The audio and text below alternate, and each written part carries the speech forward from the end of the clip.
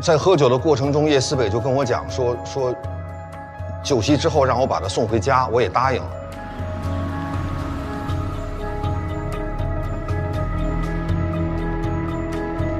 快到叶思北家的时候，他跟我讲说，他不想回家了，说让我把他送去油菜花田。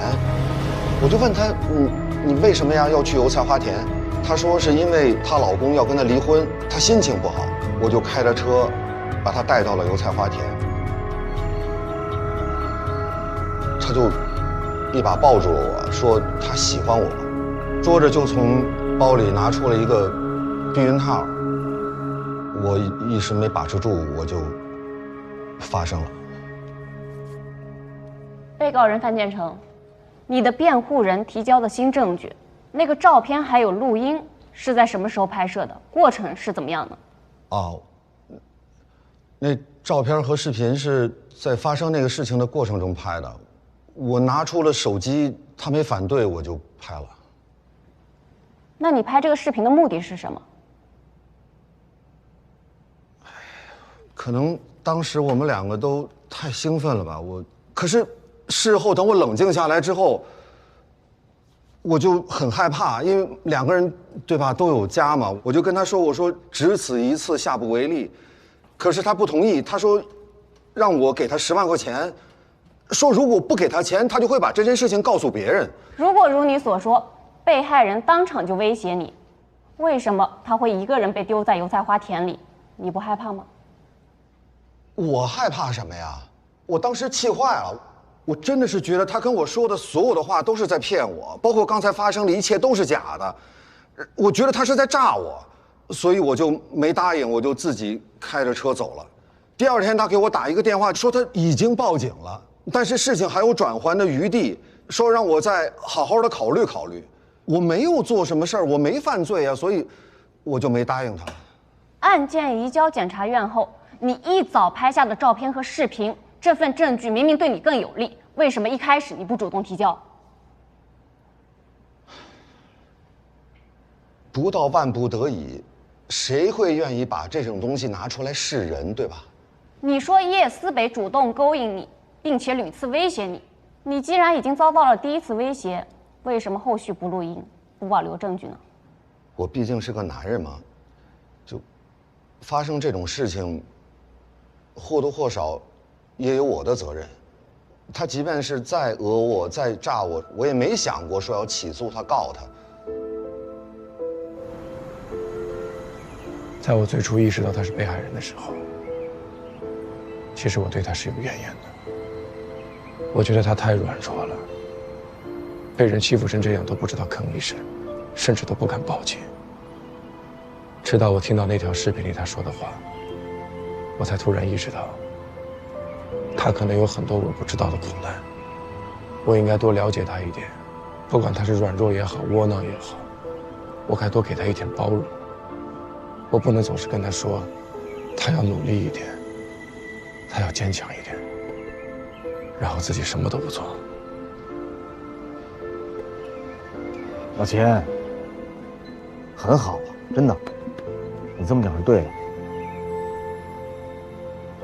可是走到现在，我才明白，原来他不报警，不是他软弱，而是我无知。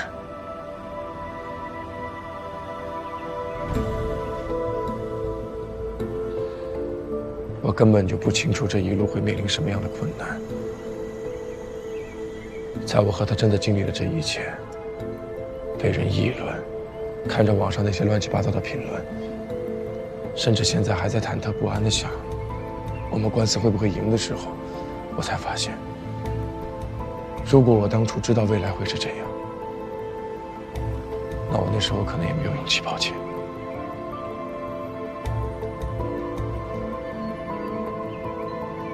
可他是明知未来会是这样，最后依然选择了报警。后悔吗？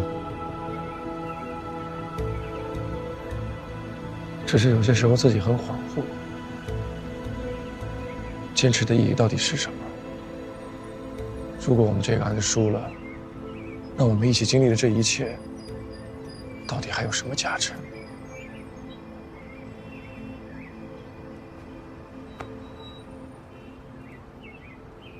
叶姐在公司属于不太喜欢说话的那种人，她每天老公都会接她下班回家。哎，思北，你不回去啊？哦，我弄完这些就回去。前段时间她老公没来，桃姐就跟我说，是因为她瞒着老公把钱借给自己的弟弟买房，她老公知道后非常生气，打算跟她离婚。那天下班前，我想找点打扫卫生，不小心把他的包撞掉了，就赶忙去帮他捡。我蹲下去帮他捡的时候，我发现他那个包里啊装了个避孕套，我也不好意思，我就赶紧走了。那天郑强给叶思北劝酒的时候，被告人是阻止还是配合？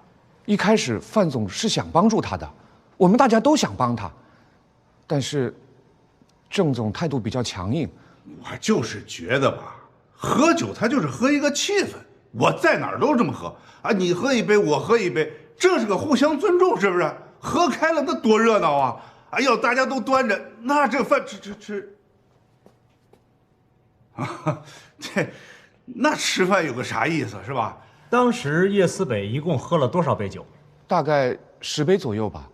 那个姑娘呢，她就是个年轻职员，那大家敬我酒的时候，那都是一杯一杯的敬，她就偷奸耍滑想赖酒，她不给我面子，那我也就不能惯着她了。那咱就互相喝呗，那我绝对让她要。先生，手不能搭在这里。 4月10日凌晨5点49分，110报警中心接到报案，报案人称他被困在花田，需要一件风衣。我先赶了过去，有执法记录仪为证。他躲在花田里，面色苍白，整个人一直在抖，根本无法正常交流。我意识到情况不对，便打电话给同事，通知现场勘查，随后带叶思北到医院做相关检查。据您所知， 当时叶思北的报案内容是他需要一件风衣，他并没有直接报案强奸，对吗？是。你看到的避孕套是什么样子的？是一个紫色。那请你看一下，是这个吗？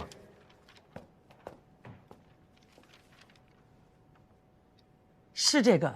那么他指明被告人当天送他，这个是你听见的还是别人说的？我亲耳听见的。您记得一定 要把我和楚楚安全送到家。你放心，我一定把你们安全送到家啊！范总，快进去吧，郑总找不到人喝酒，着急了。哎，好了好了，照顾他，照顾他。哎，行。当天其实除了被告人以外，你们还有其他的人是可以送他的，对吗？叶姐提到范总送，因为范总是当天酒局唯一没有喝酒的人，所以我就没再管了。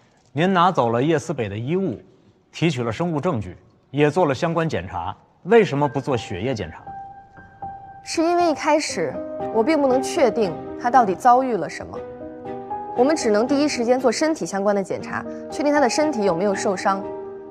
直到他自己主动要求做 DNA 鉴定的时候，我才确定他遭受了性侵。这个确认是在检查结果出来以后，还是当时您就这么认为？当时我就是这么认为的。所以从一开始你就是以我的当事人有罪的判断来收集证据的是吗？ 可当时叶思北那个情况非常明显，还是不是？是，因为我骗不了自己的良心。好的，叶思，审判长，我问完了。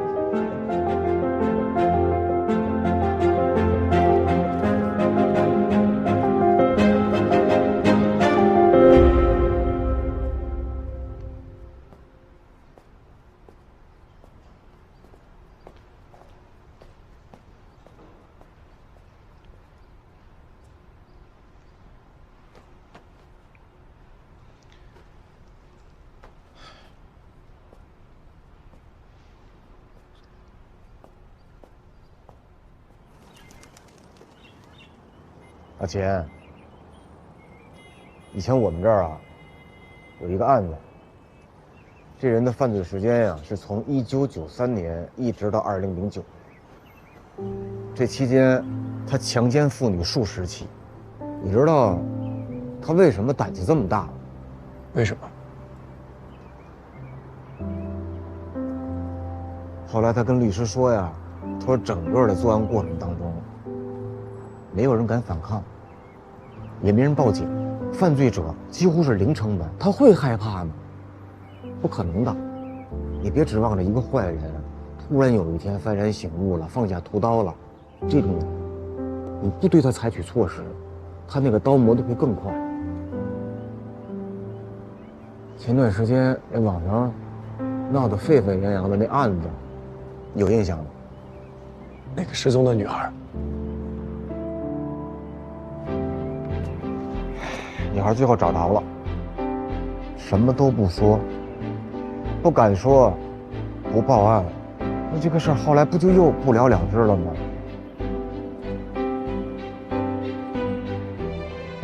叶思北真的是非常勇敢，他报案了，他坚持了，这就是对躲在黑暗里面的那些自认为不会付出任何代价的人最大的振奋。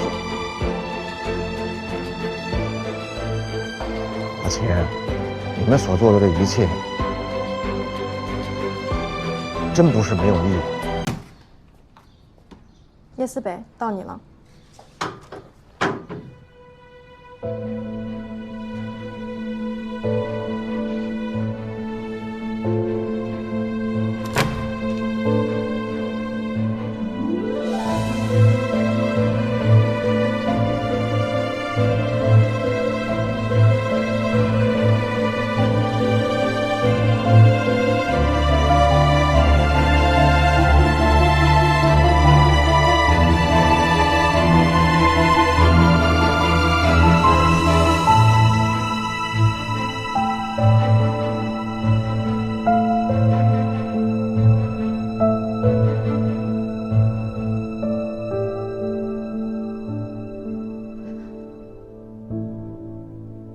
被害人叶思北，请你陈述当天的情况。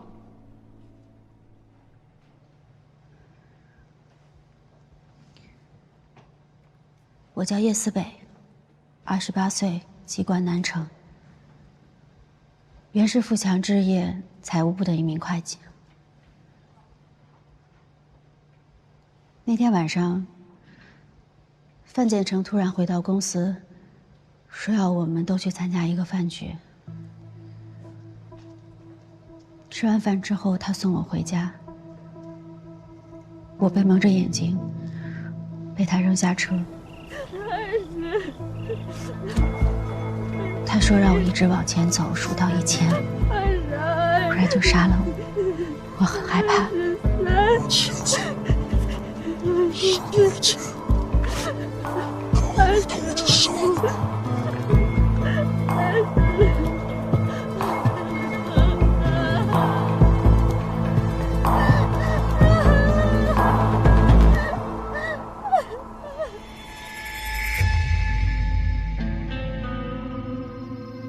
我数到1000之后，解下眼罩，发现我在一片油菜花田。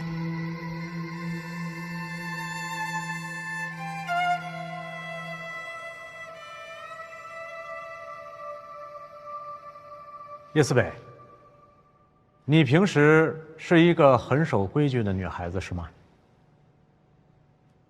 那么在之前有没有人告诉过你，女孩子晚上在外面喝酒是很危险的事儿？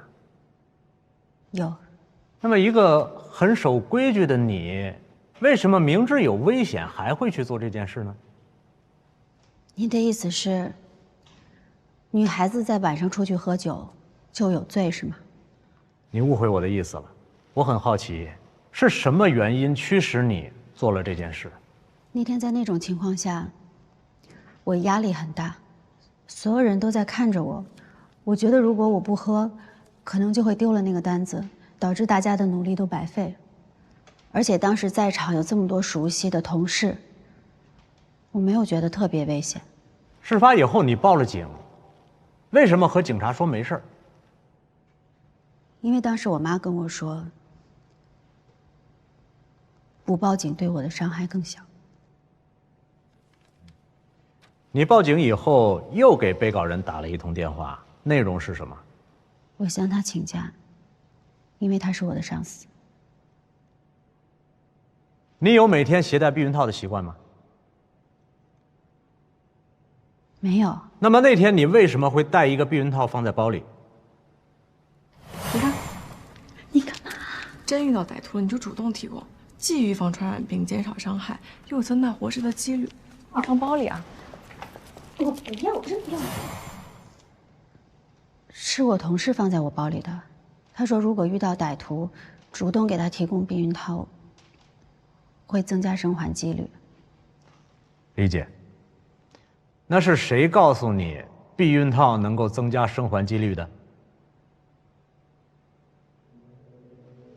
叶思北。是楚楚。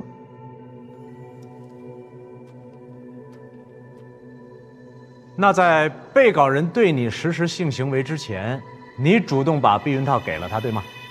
没有。我醒来的时候已经在进行。那你看见过他的样子吗？没有。你全程蒙眼，确认不知道他是谁是吗？对。大家请看这张照片。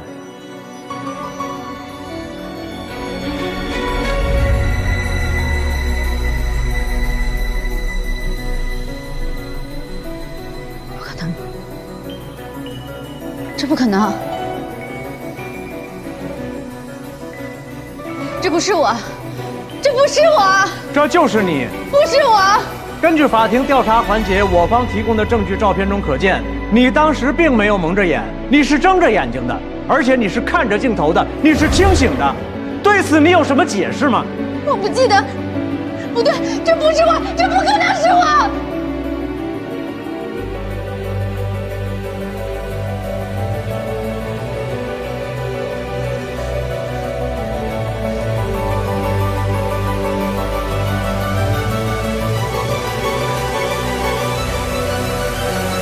在整个过程中，他打过你吗？你反抗过吗？我反抗了，我抓他了，并且我呼救了。在过程中，你叫了，对吗？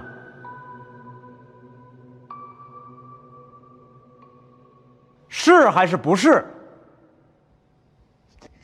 是他逼我叫的，他说如果我不叫就杀了我。在过程中你享受过吗？没有。审判长，这个问题与本案无关，不得询问与本案无关的问题。好的，审判长，我知道了。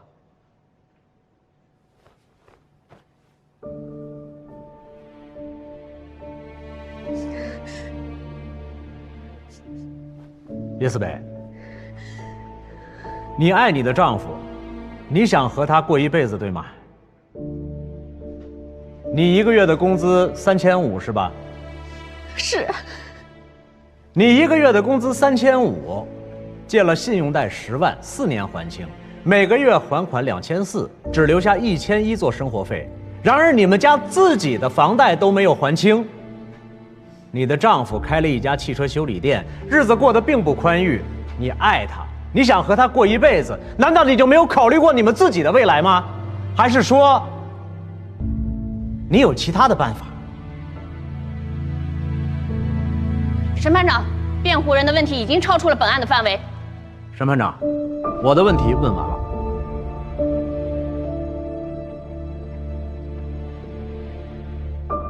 请法警带被害人叶思北退庭。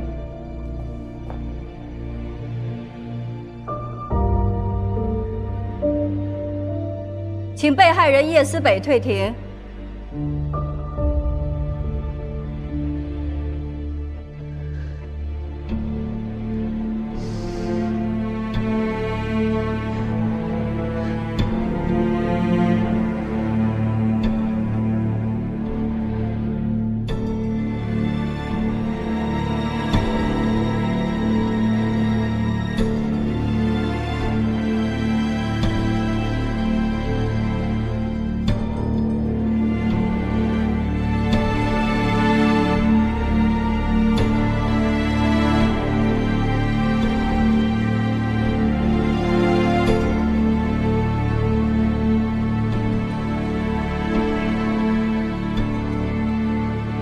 请法警带证人楚楚到庭。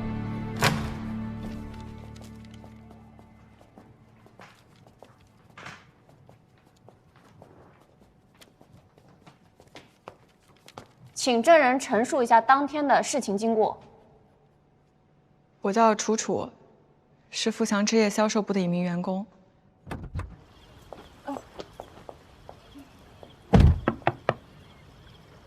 姐，你到家给我打个电话啊，报个平安，拜拜。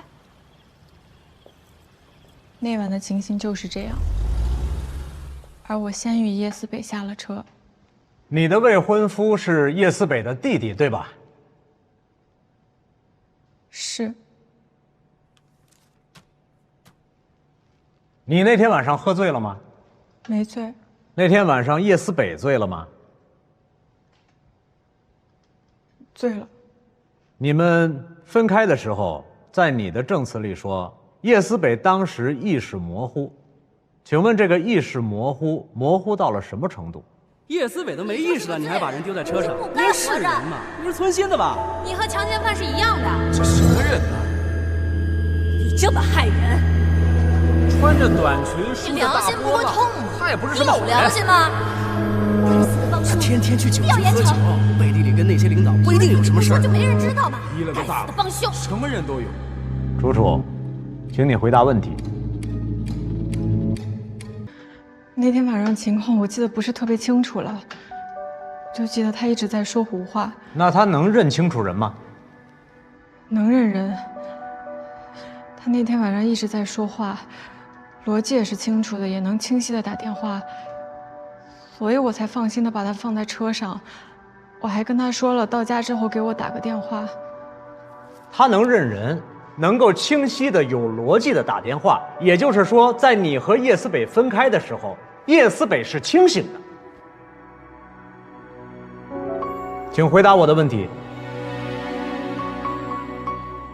请证人回答问题。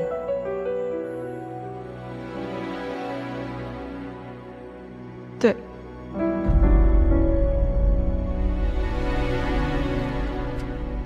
那么在叶思北整个的醉酒过程中，你感觉他的醉酒程度是加深状态吗？不是，他那天喝多了之后就一直说平时没说的话，他吐了之后其实也好了很多。那他过去喝完酒以后都是这个状态吗？对。他一般能喝多少酒？2两左右。那天他喝了多少？不到2两。也就是说，那天他的饮酒量并不足以让他能够意识丧失，对吗？我不知道。那是你主动给他避孕套，并且告诉他，这样在遇到歹徒时能够增加被强奸时的生还几率，是吗？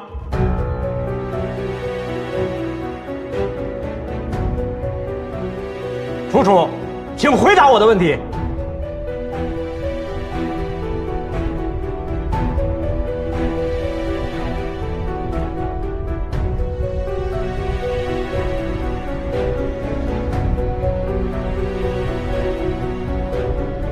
请证人楚楚回答问题。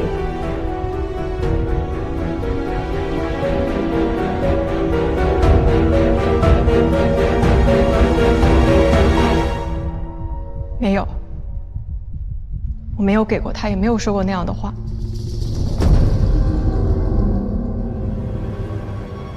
你说什么呢？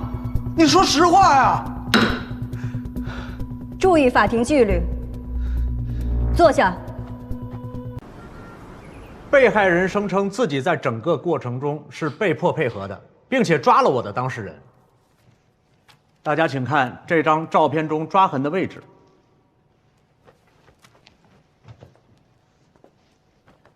是不是这样，才更有可能产生这样的抓痕呢？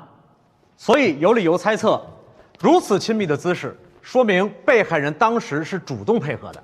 公诉人提醒辩护人，法庭审查的是事实，而不是辩护人的猜测。从本案案发到被害人伤痕鉴定，已经间隔了一段时间，但是这抓痕依然能够留下，这恰恰说明了被害人是在极端的状态下做出了力所能及的激烈反抗动作，并且这个抓痕呈现出深且凌乱的状态，也恰恰说明了被害人是在极力反抗的事实。但是也有可能是因为性爱的欢愉而造成的，不是吗？辩护人，请不要随意打断公诉人的发言。公诉人继续。公诉人再强调一遍，所谓的性爱的欢愉造成的状态纯属个人猜测，请辩护人尊重事实，请法庭对辩护人的猜测不予采信，对辩护人扰乱法庭秩序予以记录。我的首轮发言完毕。审判长，我后面会注意的，我知道了。其实我刚才想说的，不管是主动配合还是被动配合，这张照片中的伤痕都极大地佐证了当时他们是一个拥抱的状态。被害人声称自己当时没有看到过被告人的脸，但是那张照片里他明明就是睁着眼睛的。被害人的陈述与伤痕鉴定还有照片完全是自相矛盾的。公诉人认为，单独的一张照片仅仅记录的是一个瞬间，其真实性基于案件相关性存疑，在没有其他相关证据的情况下，根本无法展现出拍摄时的实际状态。抓拍的瞬间表情，即便是存在的，也不代表着意识清醒。如果被害人在意识清醒的情况下，睁眼看着犯罪嫌疑人拍照，怎么会毫无本能的羞愧和遮掩，以及对闪光灯本能的规避反应？所以公诉人认为，这张看似神志清醒、泰然自若的照片，恰恰证明了被害人当时已经失去意识、没有正常反应的证据。被害人当时就是意识不清。被害人平时的酒量不止2两，所有的证人，包括他自己的陈述，当天的饮酒量都不足以使他意识完全丧失。而证人楚楚也证明，在他们分开的时候，被害人是能够完整的辨认人，能够有逻辑的、清晰的打电话的。所以公诉人认为，被害人当时意识不清是立不住脚的。被害人当时处于意识不清的状态，不仅有刚才辩护人提交的证据可以证实，还有本案其他相关证据可以证实。在法庭举证阶段已经经过质证，公诉人认为没有重复的必要。另外，根据在案的录音证据显示，被告人一方面指控被害人要挟被告人，另外一方面却通过公司贿赂被害人，妄图要求被害人改变证词、撤回指控。这样的行为恰恰也说明了被告人在极力掩盖罪行，妄图逃脱法律制裁。被害人能够主动地想到录音，就说明他有极强的法律意识，所以不得不怀疑，被害人录音的目的就是为了要挟被告人。被害人录音取证并向司法机关提供，那是他的合法权益，而不是辩护人所说的要挟。但是像这样自相矛盾的证据在本案中出现的还少吗？被害人说他当时完全没有意识，但实际上当天的饮酒量并没有达到完全丧失意识的程度。公诉人认为这还是辩护人的推测，毫无事实依据。酒量不能作为评判是否意识清醒的唯一标准。被害人当时处于意识不清，那是客观事实。根据酒店外的监控视频可以看到，被害人当时是被搀扶上车的，饮酒到不能自主行走的程度，显然就是已经醉酒到意识不清。但是证人楚楚当庭的最新证词证明，在他们分开的时候，被害人当时应该是清醒的，并没有达到他所说的有一段时间失去意识，甚至是彻底断片的程度。证人楚楚证言的真实性，请法庭根据本案全部证据进行考虑。被害人在他的陈述中完全没有提及任何关于避孕套使用的内容，但实际上现场确实是有避孕套包装袋存在的。被害人声称避孕套是楚楚叫他携带的，但是楚楚对此却矢口否认。被害人的陈述处处与事实充满了矛盾。试问，被害人的陈述究竟还有多少真实性？如此自相矛盾的陈述，被害人到底在掩盖什么？是事情的真相吗？请辩护人不要再肆无边际的胡乱猜测了。双方保持冷静。现在，公诉人和辩护人做第2轮辩论意见。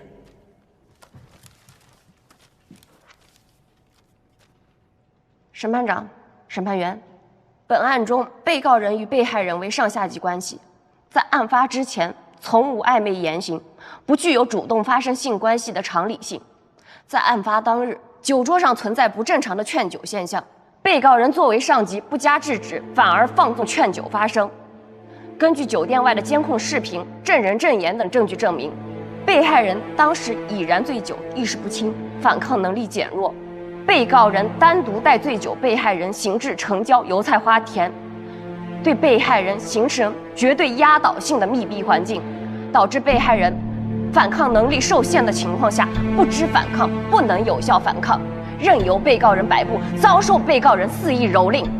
案发后，被害人第一时间报警，提出人身鉴定固定证据。虽然受到多方阻力改口撤案，但这并不能否认本案犯罪事实的存在。结合被害人指控、书证、物证、鉴定意见、视听资料等在案证据，公诉机关认为，被告人范建成以暴力、胁迫以及其他手段，违背妇女意愿，强行发生性关系，其行为触犯《中华人民共和国刑法》第236条，构成强奸罪，犯罪事实清楚，应当追究其刑事责任，请法庭依法裁判。审判长，公诉人的发言完毕。现在由辩护人发表最终辩护意见。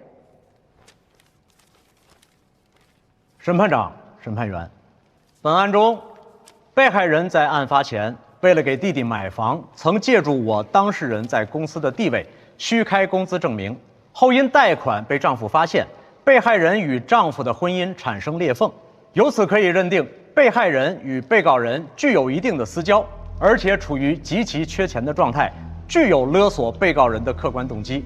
案件中，被告人的供述与其他证据基本一致，没有瑕疵，而被害人的陈述与证人证言、物证等均有出入。承办刑警林峰出于同是女性身份的认同，对此案抱有主观偏见，所收集的证据偏向性强，可信度低。公诉机关对于被告人的定罪并无直接证据，更多源于常理推断。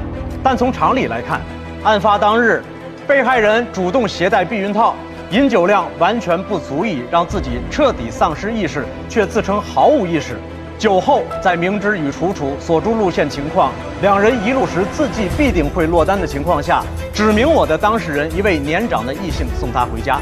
事发以后，虽然报警，却并不直接说明性侵，而是等过了好几天才2次报警，种种行为均不符合常理。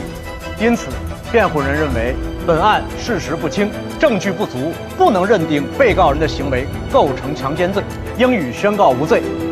审判长，辩护人的发言完毕。诉讼代理人是否有补充发言？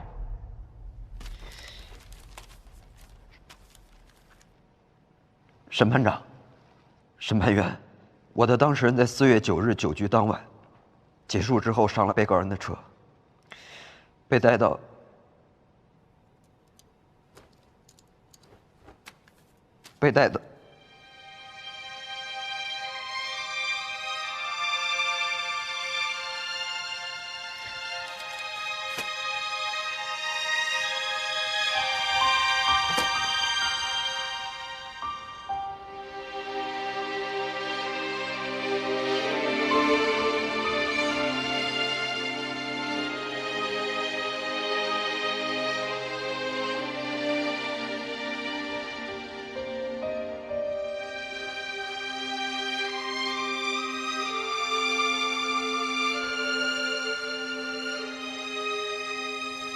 叶思北是我的姐姐，她是一个活得特别小心的人，她爱美，可她平时连手臂都不敢露。她也喜欢化妆，可她从来不会化那些艳丽的妆。她几乎很少一个人在晚上出门，大多数时候都要我爸、要我姐夫接送她。但受害时穿的那件衣服是公司的制服，他一直都很介意，哪怕是在夏天，他都要穿一件风衣裹着。所以在他报警那天，他和警察说他要一件风衣，因为那件风衣对他而言，就是一种性的安全防护。风衣没有了，他去和警察要，那就是他在求救。他去报警，我妈拦着他，我也拦着他。因为作为律师，我知道这种案件对于当事人的2次伤害，所以他报警，又否认自己报警。可我姐姐还是选择了2次报警，她不是为了钱，不是为了勒索，她就是想要一份公道。作为一名受害者，一名女性，在面对这样的事件的时候能选择报警，已经是极大的勇气。我想正义不该让这种勇气泯灭，它应该得到一份公正。我的发言完毕。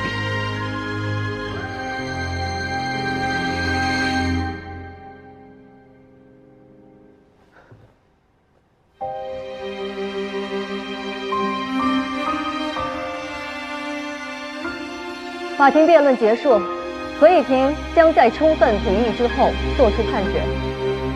现在休庭。